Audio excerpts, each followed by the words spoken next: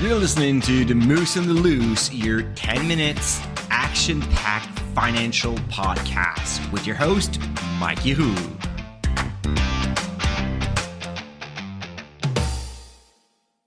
Hey, what's up, Market Moose? Mike from The Moose on the Loose. Happy Tuesday.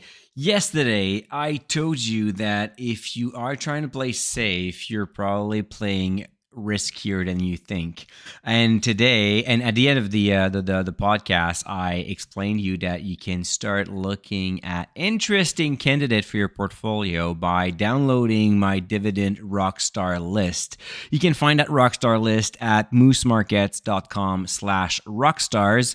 And today, as promised, I'm teaching you how to go through that list, and actually it could work for any kind of list, because the problem with lists, of course, is you limit your choice, and then the biggest danger is because you think that you have set up some interesting filters to pick up the best companies based on financial metrics, which is actually a great start, but it's not the end of the research. So if you're thinking you're going to be able to pick blindly from that list, unfortunately, you're making a huge mistakes, because numbers are telling you a part of the story, but the entire story is not just about the numbers. Also, keep in mind that past numbers does not necessarily reflect what's going to happen next. So, as we usually say, past performance does not guarantee future performance. So looking at the Dividend Rockstar list, first, the list has been built and updated monthly. So if you registered to moosemarkets.com/rockstars, you're going to receive the updated list. But every month, we are also updating the data. So we're using Dividend Stocks Rock Stock Screener. We track over 1,100 companies in North America, so Canadian and US companies. And the goal... Yeah, I got a subscription payment from Dividend Stocks Rock. I told you that this thing would run in the background from time to time, right?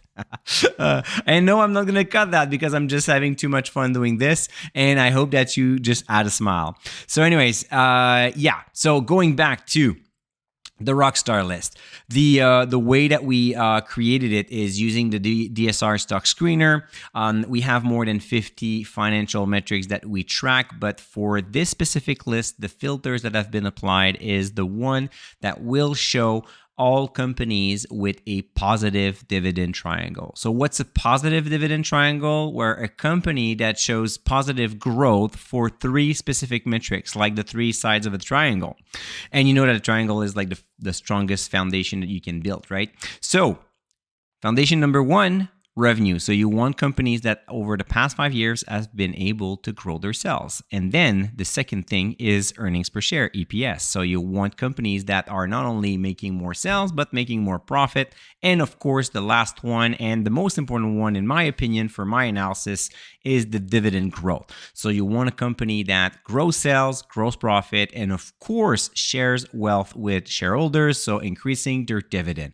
By increasing their dividend constantly, the management tells you that A, they are confident in their business model, that B, they should have robust financial metrics, and C, they should have a very solid balance sheet as well to be able to A, pay you, and B, keep the business growing. But of course, when you look at those numbers, I mean, a lot of things could modify the numbers in a company's favor. So for example, if a business made an acquisition, like thinking about like Rogers acquiring Shaw, of course that for 5 years, it will show revenue growth. It's super easy. They just bought a new piece of business. And of course, the total revenue has grown. Is it like organic growth or not? You don't know. So that's why you cannot pick like blindly. Again, using Rogers' example, a few years ago, they increased their dividend for the last time. So now they are not considered as a dividend grower. However, in the if you look at a screener, you may see over 10 years some dividend growth, but the last dividend increases happened in 2019. So since then, no more dividend growth. So if you're looking at like 10 years growth potential, sometimes you're going to pick up dividend growers that used to be actually companies that used to be dividend growers, but they're not growers anymore. So for all of those reasons, it is important to, yes, start with the list, but not just pick blindly. So now let's get deeper into that. You either are in two different types of situation right now. You're either already invested and you're looking for some ideas, some candidates, because you have like some cash laying around, or you just want to like modify, optimize your portfolio, or you're about to invest a lump sum of payment. In both cases, you have to start with sectors. The point here is not to pick 10 companies from a sector that is thriving.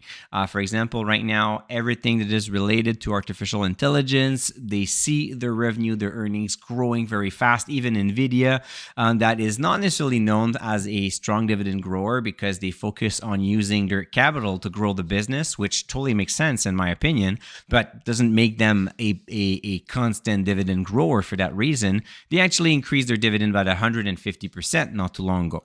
So again, if you use the Rockstar list and you pull out the tech sector, you may find like 5, 10 amazing companies. Do you need to buy them all? I don't think so, because then you would create an overexposure. So first, if you are already invested, look at your portfolio and determine which sector you want to have more exposure to, and then start by filtering by sector. If you're about to invest a lump sum of payment, of course, it will look like it's overwhelming because now you have to select maybe 20, 30, 40 stocks.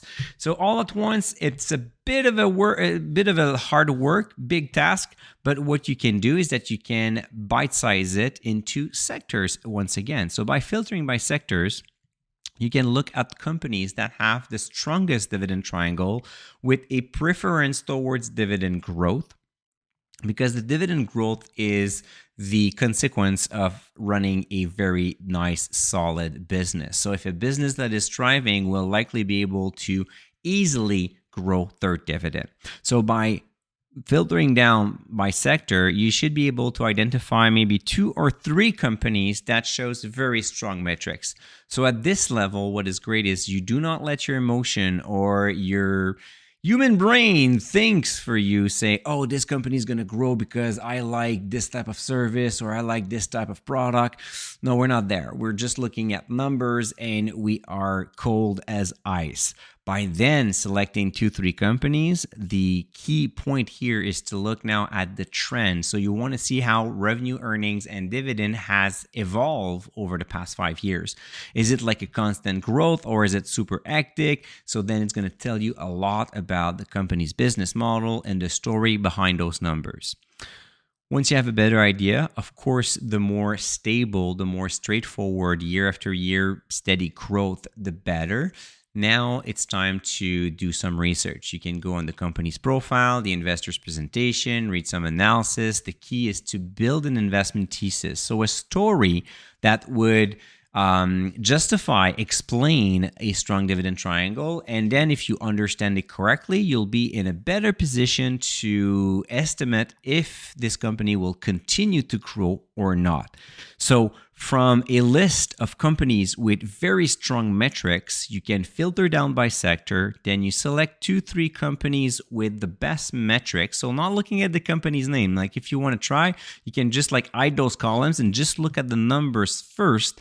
And then you start doing your research, and then you can determine which type of business model speaks the most to you. The key here is chances are you will make some mistakes. You will do some good trades, but by narrowing down your choices among the best performers of each sectors in terms of financial metrics, not in terms of stock price, you increase your chance of building a strong portfolio. Most importantly, once you have been able to make the connection between the story, that the investment thesis, and the dividend triangle, now you grow a lot of conviction into buying those rockstar dividend growers. So once again, if you want to download that list, it's 100% free. I just ask your email to send it to you every month. You go to moosemarkets.com/.